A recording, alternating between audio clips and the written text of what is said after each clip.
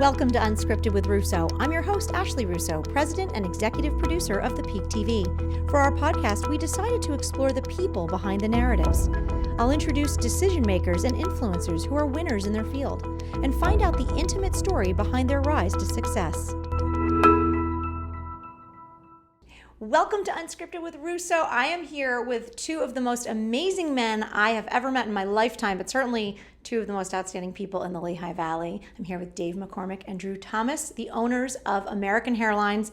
If you don't know them, you're missing out, or you live under a rock, because I feel like everybody knows you guys. Welcome. Thank you so much. So people know you here in the Lehigh Valley for American Hairlines, the fabulous salon that just keeps washing my gray away and keeping me looking young and fabulous. And it's getting more challenging. I mean, I think, Dave, when we started out, I was coming in like every, couple months. Right.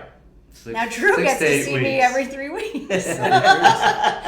Well, that's my luck. I'm fortunate in that respect. That's nice. That's a nice way to put it. But before you became Dave and Dru, which I think you're sort of known as Dave and Dru, right? You're a duo.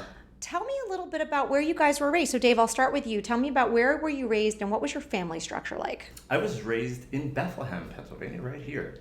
And I was here until I was 18, and then I went away to college. And how many kids in your family? We have 3 kids. Okay. I have an older sister and an older brother. Okay. Oh, you're the baby. I'm the baby. Okay. Yes. And if anyone has been to American Hairlines, you will often, many, many days a week, see your mother. My mother, 3 times a week. There, getting her hair done, her nails done. Right. She is sort of the grande dame of American Hairlines. She sure is. And that's sort of how I got started. My mother and my grandmother went to a salon 3 times a week. Really? To have their hair done, and or nails. So. And what kind of kid were you? Like, describe to me what you were like at 7. I was an artist. Yeah? Yes, You knew early on I that you knew were early artistic. on that I wanted to do hair. I knew from the age of 8 that I wanted to do hair, and I cut everything in sight. Every troll doll, every little thing that had hair of my poor sisters was bald by the end of the month. I mean, is there a time where your mother sort of says we better harness this thing, or we're gonna keep losing dolls, or how does it play out? I would just talk to my grandmother, and she would go get her more dolls. I love it. Yeah. Oh my gosh, that's great. What about other interests? I mean, did you do hobbies, theater, sports? I was music? involved in theater, and I was involved in dance. I danced most of my life. So I did tap, jazz, and ballet. And we all were the way through lucky enough college. to be film with you for the 50th anniversary of the Nutcracker, which was so cool. You were so gracious to teach me a dance. It was fun. It was a lot of fun, and you've continued. Dance has been a big part of your life. Yes, it has. Yeah. It's an outlet for me. Unfortunately, I can't do it this year, but. It'll be another year. You've done so many, of course. Absolutely. Dru, what about you? Where were you raised, and what was your family like? Well, I'm from Michigan, originally, the Detroit area. We had 8 kids, and 2 adults in a small 3-bedroom rancher. Wow. And where do you fall in the 8? I'm 7th out of the 8. So Okay. I'm the baby boy. Same as Dave, actually. Dave's the baby boy, and I'm the baby boy. I love So that. very interesting. Do not ask me what I was like when I was 7. I've spent a lot of time blacking out that period of my life. But my childhood was good. I think it was What were your interests survival. As a kid, I don't really remember any too clearly. I spent a lot of time on my bike, a lot of time riding, finding time alone. You have a lot of older siblings. Is there competition? Do you learn, for example, with the bike, do you learn to ride the bike early? I ask this because I'm the oldest, and I was very slow to learn, believe it or not, bike riding, swimming. I was the first one to do it, and I was fearful. But my younger siblings did everything fast and early, and a lot of it was that keeping up. I was a little slower to get involved in how things work. I had a little bit of a problem with left and right. Mm-hmm. So learning to ride a bike was complicated. Learning to tell time, those things had their issues. But you overcome those issues in life, and that's what your job is as an adult. Right, absolutely. Tell me a little bit about school. So Dave, we know that you like hair. You know right away you're artistic. Are you good at school? Is there a subject you like? Do you hate school? What was your deal? I loved anything that had to do with the arts and sciences and English, but math wasn't really my thing. So if I liked it, I really did well. And if I didn't like it, I sort of just didn't do it. Right. So I was in trouble a lot for that, but at the end of the day, I made it through. You made it through. Yes. You made it through. Where did you go to high school? I went to Freedom High. Freedom High, right around the corner from where you are today. Yes. And then I went to Indiana University of Pennsylvania. And then I went to Lehigh University. Okay. And what did you study? Design. Design. Yes. Okay. Yeah, I have a commercial design background degree. And Star Beauty Academy. At the end of the day, I went to Star Beauty Academy. And what was it about, I guess, when you're deciding within a field, like it's nice to know that you're artistic or you're mathematical, but of course there are so many options within that choice. Right. So how did you know, why commercial design? Why was that the first step? Well, because I wanted to be a hairdresser right away in high school, but my grades were high, so they weren't going to let me into tech, because back then you couldn't make a living. Really? Boys just didn't. It was a second income. So they encouraged you to be in a different path, to go on to a different path, so that you could support a family and you could make, bigger bank. Was there a part of that when you went through that you look back and say you were grateful for pieces of that education? Absolutely. Yeah. Absolutely. I have no regrets about it. I loved every minute of it, every minute of design school, every minute of art school.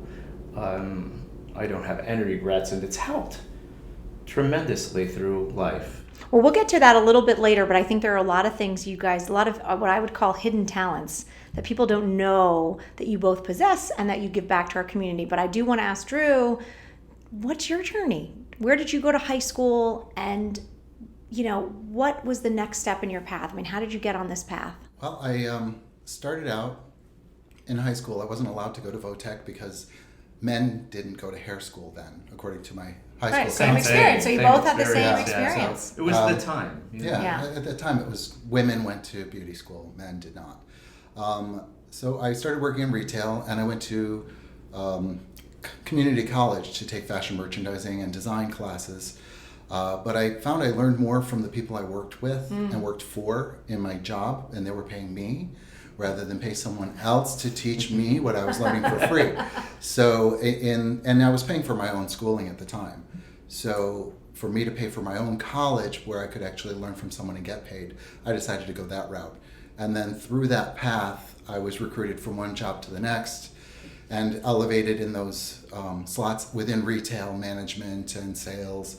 And then eventually ended up doing visual design for a Canadian company called Le Chateau, and that's when I started doing window displays and doing wigs on mannequins, and that's when I started to get my love for hair, because I had a very limited amount of hair to work with, but I had to make it look different all the time. Wow. So that sort of pushed me to create on a different level. So interesting to me that you both knew from an early age that you wanted to do hair, but Yeah. because of the time, it was not really an option, and yet you found another avenue that would allow you to have this artistic Exactly. outlet and this way to, I guess, be who you knew you needed to be. Right. What about your experience in retail? And I will say that if people don't know you, Dru, you are a people person. I mean, you're fabulous. You love people. You connect on a really core level, and the merchandising piece is still something you're very passionate about. What about that did you love, and what did you really learn that you kind of draw on today? What I love about being able to take care of people from head to toe with our clothing store Pop Mart is that you can really build someone's self-esteem. When you take someone and you show them how beautiful they can be, it elevates them on a different level. It touches their soul more. It's not just visual. You can see it in, I've had people cry after I've done their hair, their makeup, and put them in an outfit and show them how really beautiful they can be. That's the best thing for me. I love that moment of, oh my God, I didn't know I could feel this way about myself. Yeah. And that's the whole payoff. It's the idea that it actually gives back to you more than you're Oh, giving. they have no idea what it does, Absolutely. how good it makes me feel to make you feel better. I love that. It's really intriguing. The moments that you have with a client or just a person that walks in off the street, that you can help them feel better about themselves when so many things bring you down these days, so many things push you down, that to help someone elevate is just, it's an odd gift, if you will, that not everybody has the vision to help other people or even the desire to help other people. And I think that we'll talk more about this later, but I do think that that's part of the essence of American Hairlines, is that it's a haven for people. It's more than a salon, it's more than a shop. And that's evident in the many, many friendships and relationships you guys have built along the way. All right, well, you're listening to Unscripted. We're here with Dave and Dru from American Hairlines. We're going to be right back after this break. Let's find out how they met, so stick with us. There's nothing like wintertime in the Christmas city, but any time of year, Bethlehem's rich history, culture, food, and fun make it a great hangout spot. Take a walk on the artsy South Side, catch a great band at Steel Stacks, or enjoy the quaint history of Hotel Bethlehem. There are so many options, but before you book your trip, head over to Facebook and like Lehigh Valley, PA. Before you know it, you'll have a full itinerary of places you won't want to miss.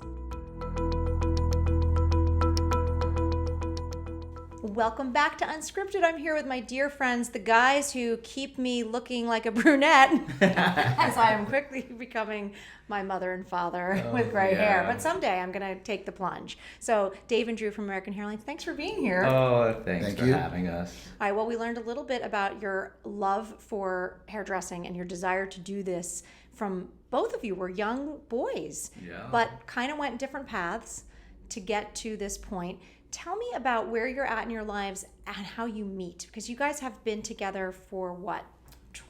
30 years?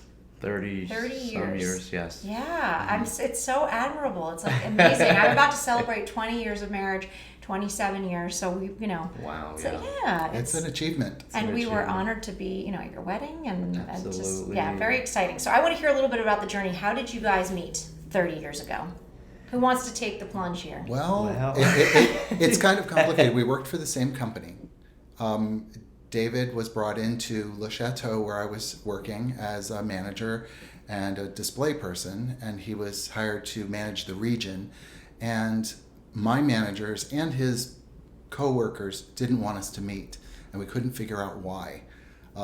It's almost like they knew something that we didn't know. We'd never seen each other. This is before cell phones, before computers and Skype and everything you have now. We could only talk on the phone and send photographs of our work back and forth.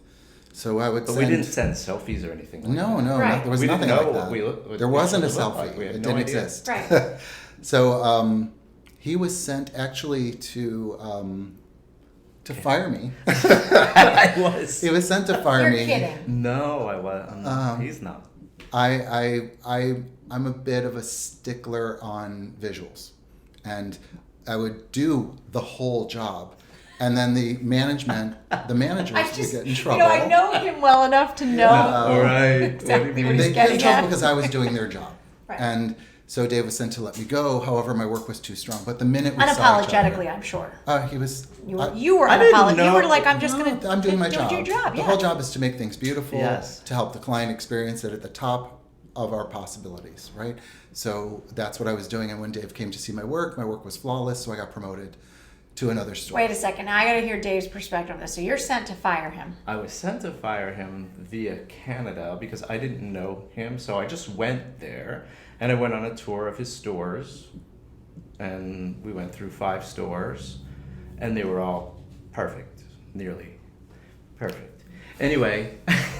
He had to bring up that nearly, didn't he? Anyway, so I called my boss and I said, how can I fire somebody whose stores are amazing and dollars are strong? Why would you want to get rid of somebody like that? She said, well, he doesn't get along with the store managers because he does all their work. I'm like, okay, I think I'll take that in New York. I'll take that strong work in New York. So I promoted him to the Philadelphia, Baltimore region and made him my assistant in New York City. Unbelievable. So, Post. Okay. from that point, we didn't date. We Yeah, didn't no. get involved. I wasn't going to date my boss. I wasn't that person. Well, we weren't allowed. It was a rule. Well, Well, as is a rule, a lot of places. Yeah. It's not Yeah. uncommon. It's not uncommon. Sure. So as long as he was my supervisor, But I let was me not ask you doing this. Is there a spark? that. Oh, a big spark. The minute we met. Horrible. We couldn't stop smiling. Neither of us could stop smiling the whole time. Within We an met hour, at an airport. I picked him up at the airport because he was touring my stores, and within an hour, I was redoing his hair in the bathroom of his hotel so we could go out to a bar. And we were just, We're just friends. but we right had to away. fight that chemistry because there were things going on in our lives that kept us apart. We lived in different states. I had a big family in Michigan. I was living in Baltimore. He was in New York. I would go to New York every other week for a week, work with Dave, and then go back and do my 9 stores in Philadelphia and Baltimore. So it became this difficult long distance relationship that built over 2 years. And we had a running joke that there's always hair school. When everything falls apart, there's always hair school. And that's kind of where we ended up in hair school. Yeah. That is awesome. Yeah. We knew we couldn't cater waiter. It wasn't going to work. We weren't cater waiters, but we knew we could do hair. Yeah. It was always the crowning glory. And did of you a go to window. hair school together? We We did. did. Yeah. I started think I a knew month that. after he started. Yeah. We went to Star Beauty. Made some of the Academy. best And where friends is of my Star life. Beauty there, Academy? It is no longer. But it was where? It was where our second salon was. We actually took it over and Turned made it into a our salon. But we ran a business out of that beauty school the entire time we were there. Yes. We also had a wig and mannequin business.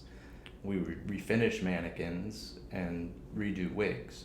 So as we were going through beauty school, we continued to do our business. So You gotta make And a at living. what point now, when you leave these jobs and go to beauty school, is that when you really allowed yourselves to fall in love and became? Well, we a were in love relationship? already before Well, that. I Yeah. think. Yes. It was well before that. I moved to be with him.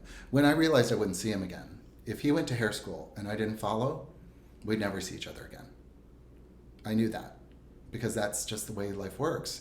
If you don't jump in when you know it's right, you're going to lose that chance. So you go for it. It's such a great love story. It is. I love it. It kind of is. I think it would be love. really a great movie because it would be so visual. It would be so visually stimulating. You know, I usually ask this at the end, but who would play you in the movie? Who would play me? And who would play Dave? Oh, I don't know. Karl Lagerfeld. He's gone now. It's too late. I take That's a shot. all right. You always got to take a Maybe. shot at Oh, Brad Richard Pitt. Richard Gere is good. You could always take Brad Pitt. Who doesn't want Why to? not? Yeah. I see that too. I think Richard Gere and Brad Pitt. There you go. If anyone's Perfect. listening, we have your next story. Oh, that's great. I love that so much. Okay, so at what point do you realize that you're both sort of entrepreneurial? And you are different, Yes. So as couples tend to be. but you know, you have this common, you work together. Right. You have a common interest. You are both entrepreneurial, right? You're Right. enterprising for sure. Definitely. What are those common bonds right away that you realize, and what are some of the struggles? Where do you where's the rub?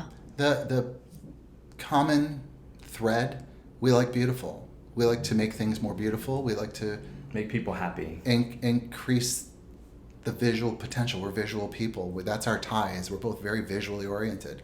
The rub is sometimes you see things differently. Right. Sometimes we see things slightly differently and sometimes hugely differently. So we have to come to a common ground somehow. Most of the time during our changes, that's when we find out how different we are. We change our salon every 6 to 8 weeks to create a visual stimulation for the staff who, I love stays it. on I think forever. it's so much fun. I have to tell you, the room you're sitting in was not painted 36 hours ago. Oh, really? So, a la American Hairlines, Ashley Russo and ASR Media are now learning your tricks. And we have started to collect, art and pieces and things. We've Sure. got props that we bring on set with us. And I don't know that I'll change it every 6 to 8 weeks, but the idea, what the color added, and we sort of just guessed and said, slap it on the walls and let's Sure. see what happens. It is amazing what it does to the mood and energy. Change your surroundings, you change your perspective. Now, why don't you just alternate? Like, why don't you, Dave, do one and then Dru does the next one? You always try to. Because we work really well together when we come to that common ground. Is there a time where you say, I'm just going to give in and he can do it That the way he That wants? happens. There's yeah. a lot of, if we were a law firm, it would be what and how. So, like, Dave will usually say, I want this and I want it to spin, and how to make that happen I'm more of an engineer in that Right. respect, and Dave is a visionary. So combined, we can really make something incredible. Right. So it's sort of that yin and yang when it's all together. It's like the perfect We're- match. we're But really when a it rubs, great it's like, team. When ah. it rubs, when we cross Yeah. over, when I think I can use a screwdriver or he thinks he can balance, we get to Yeah. Yeah. Right, and there's always that whatever drives you to the best. That also is the common thread. Whatever drives us to the best. How is outcome. it working together after all these years? I actually grew up with a mom and stepdad who worked together for 30 years. And people ask all the time, how do you work together? And I love my Joey. My husband is an amazing man. We have grown up together. We have built our Right. lives together. I don't think we could work together. There are days. Listen, be honest, you know. There are days where you think what you're focusing on is not as important as what I think Yeah. we should be focusing on. But everyone has their own level of what's important and what they can handle in the moment, whereas other things sometimes have to wait until the energy is there or the timing is right to pursue that direction. Dave is a little more fast-paced than I am when it comes to decisions. I like to take my time, have all my information. Dave has a little more of the drive, whereas if it were up to me, things would more organically happen, but I need someone to push me, and that's where he comes in. Without him, nothing isn't would it what happen. makes life beautiful and interesting? Yes. Yeah, it's a Yeah. wonderful thing. Well, we're going to take a quick break, but when we come back, I want to talk about American Hairlines, the community, and all of the secret hidden talents you guys have, so the rest of the world can know too. You're listening to Unscripted. We'll be back with Dave and Dru in just a minute. Ever wonder what you get when you combine an historical riverside city, high-end dining, entertainment venues, and craft distilleries? The city of Easton, of course. One of my favorite spots is the Easton Public Market, right in the center of it all. But there's a variety of places to choose. Whether you're looking for a park to unwind or a night out with friends, check out Discover Lehigh Valley's website to find all the hot spots in Easton. Visit their website at discoverlehighvalley.com for more information. All right, we're back with my good friends Dave and Dru from American Hairlines. You guys have told us about your childhood, your upbringing, the awesome love story of how you met, and the beginnings of your business. But I want to talk now about American Hairlines. You guys have this fabulous business that has morphed and changed and evolved over the years, but has a huge following in the Valley and beyond. Tell me about how American Hairlines started. Who wants to take this one? Well, when we decided to open American Hairlines, we had to come up with a name. So we were just kind of brainstorming, and our friend Gary was visiting from Florida, and he had a tattoo of our logo, which we stole directly from his arm. And he said, American Hairlines. And I said, there it is. And that's how American Hairlines was born. And what was the vision for in a it? second. To have everybody able to have a beautiful haircut, to encompass everyone, to start something new in the Valley. When we moved here from New York, everything in downtown Bethlehem, including the Hotel Bethlehem, was closed. Boarded Wow. up. Yeah. Everything was boarded up. The It whole was of Main Street It's hard was to empty. imagine, having only been here 15 years, what that was like. I moved here just before the promenade was built, and a few things that I've seen obviously come back and evolve, but not to that level. Right. So you're talking about a foreign place to me. Right. So when we came, everything was dark. And I said, somebody's got to turn the lights back on.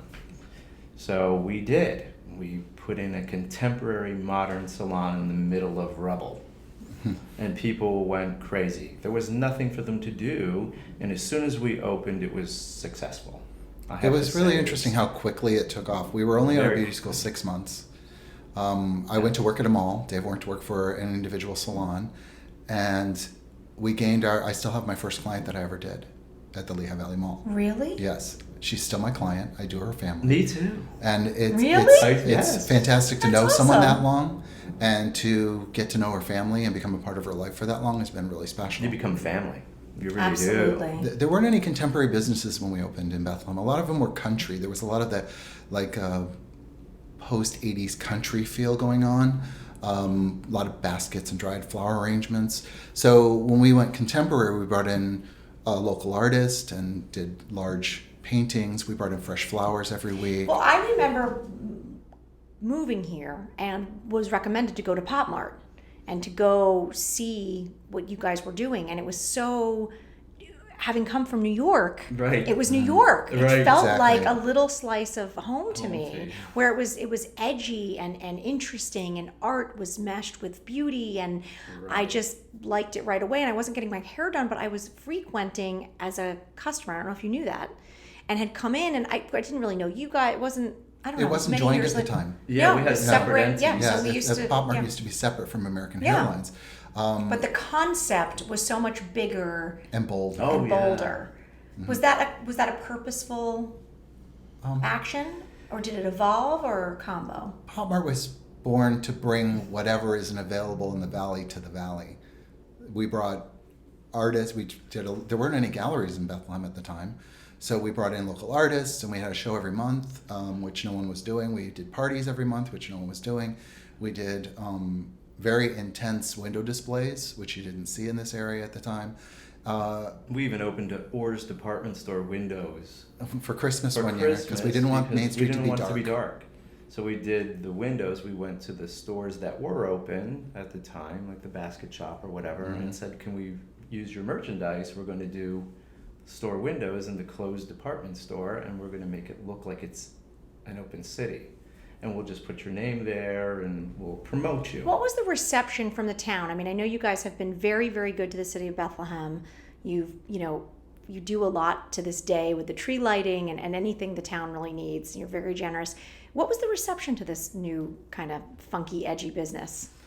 People were excited. They were excited. Yeah, I there love was that. something to do. There Yeah, was even the something mayor and his fresh. wife were coming in at the time. They Yeah. were like really interested to see what a new business in Bethlehem would be like. And Most she of the did have a business. Yeah, a lot of the businesses in Bethlehem She had was been one of the in businesses. place through the beginning of the end, so to speak, as the Steel closed, as the Orr's closed, the major department store downtown closed. The hotel. The hotel was closed. Everyone was starving for something new, and we were there to provide, and they provided for us in exchange. So Bethlehem's been Absolutely. very good to us as well. Absolutely. And now we're kind of in a great give back stage where we are doing Yeah, I more wanted to and ask you more. about that because you guys are very good to the community. First of all, you do lots of giveaways of gift certificates and product and your time, but now you're almost, I feel like, delving back into your roots a little bit, right? With the merchandising, the commercial, design, as well as the windows. I mean, you're taking that to all these different places. So Sure. why is it important to you to give back to the community? I want to teach so they can move forward. I want to pay it forward. I want to see people doing it and keeping the city alive. When Arts Quest opened, it was a big feather to the city of Bethlehem, and I thought, what a great crescendo to this whole thing. You know, when we moved here, I didn't think anything was going to happen. I was skeptical, I was hoping, and now the whole city's alive. And that's what I want to keep going and going and going. That's great. But The you've growth. really expanded beyond just the city of Bethlehem. I mean, you really are, Oh, sure. I think, true champions of the Lehigh Valley and this concept. And Dru, you've taken a lot of the idea of a window and brought it to life at events. So tell me a little bit about some of I call it your hidden talents. They're not so hidden, but I think when you have a particular ability and you don't share it, it's wasted. So we can make pretty much anything look beautiful. And if you can expand that and make everything more beautiful, if someone's not having a good day and they're in a beautiful environment, their day gets better. So you just keep expanding that. And when they have these charity events, people will attend at a greater number if it's a beautiful venue.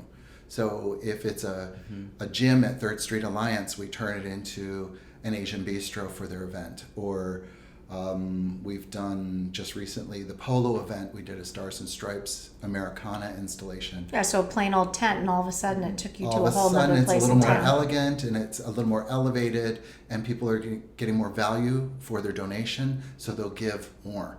So the bistro event at Third Street Alliance has increased every year. We've been doing the visuals, and that's exciting to see because then they're doing better, the community's doing better, we do better, everybody climbs together. Yeah, I love that. And so I think our missions are so aligned, and that's been such a connection for us. You guys helped us with our early sets for the Peak TV when we, didn't know what we were doing or what colors or things. And you've helped us with all those things. And I think the community connection has just been so much fun. Everything you guys touch definitely is elevated to a whole new level and has certainly helped my appreciation of the aesthetic of the environment that I'm in, and I just love you guys for that. So thank you. So what is the future? What's the future of American Hairlines and your lives? I mean, you're at a different stage of your life now, and you've got this amazing crew and we team. just keep plugging along like we're still kids. We do have an amazing team right now. We do. We have the best. We have one of the best staffs I think we've ever had. Absolutely. They're super conscientious. They're kind and caring, and they also are givers. They like to give back. They get involved just as much as we do in different ways. It's just wonderful to see. It's great, right? To mentor and see that next generation. Absolutely. I think it's become something that's my favorite part of having and building a business that I didn't expect to have happen. Was that the teaching, training, mentoring, passing it on is like my absolute favorite thing. Me too. To see something grow. Me too. To see somebody. To see someone grow is beautiful. Yes, and to make a life out of something that they love doing. You know, because a lot of people were told they couldn't. A lot of people are told they can't. And we tell them, yes, you can, and yes, you will, and here you go. Well, this is how. I think that's the message, and I before I let you go, I'm going to do a lightning round of questions with you, but I do want to say that message of yes, you can. Yes, you can. You guys have really been a shining example of that, and continue to be in our community. So thank you, and thank you for washing the gray away until I'm ready, which isn't yet. Till it won't take it anymore. Until it barely takes it now, right? Poor Dru. He's in there. It's very difficult, very difficult. But, at this point, maybe Dakota will put up a picture of my parents, and it will make the audience very evident to them as to why I'm fighting this battle. All right, we're going to do a lightning round of questions. I'm going to go back and forth. We'll start with Dave. We'll go to Dru. Quick responses. You have not heard these questions, correct? No. Right. All right, lightning round. Ready? Okay. If you could have one skill you do not currently possess instantly, what would that skill be? Math. Play the piano. Okay, math and piano. I like it. If you could invite 3 guests to dinner, who would they be? Barack Obama, Lucille Ball, and Charles Nelson Riley. Oh, good answer. Well, let's see. I like Barack Obama. I would like to have dinner with Sue Yi and you. Okay. That'd be great fun. Well, I love you and I love Sue, so I think we can make that happen. That's that one could be a reality. All right. If you were to write an autobiography, what would the title of it be? Looking Back with Dave and Dru. Looking Back with Dave and Dru. I love it. That's difficult. But it's supposed to be a lightning round, so I'll just spit it out. What you can learn from 50 heads a week. That is very That's true, good. too. All right. The very best or favorite place you've ever traveled? Little Beach, Maui, Hawaii. Okay. Barcelona, Spain. A place you've never been that's at the top of your bucket list? Switzerland. Greece. Ooh, well, Switzerland and Greece. I guess you'll have to figure that out. Sounds like one trip. I love it. That's great. All right. If you could have one superpower, what would it be? To go faster. Invisibility. I always think the invisibility one is so sketchy. Why? I don't know, really. All right, and we'll end with this. What is your favorite holiday memory? It can be any holiday. I would say our Christmas parties at the salon. When we used to have Christmas parties every year at the salon, it was my favorite. Everybody you care about is in one place. There's nothing, our wedding. Well, it was at Christmas, so. Yeah. Everyone you care about under one roof, it's nothing more magical. And I think Christmas Eve every year is magical. We just complained about it earlier. But it comes and it's magical. And it is magical. It is, But the anticipation is always absolutely, stressful, and yet the moment itself is always magical. Magical, right. Well, with that, thank you, Dave and Dru, for being here. Thanks for being a part of the podcast, and thank you for just lighting up all of our lives and being a part of this community and choosing to make your lives here. We're so lucky. Thank you. We are too. All right. Well, you've been listening to Unscripted. Until next time.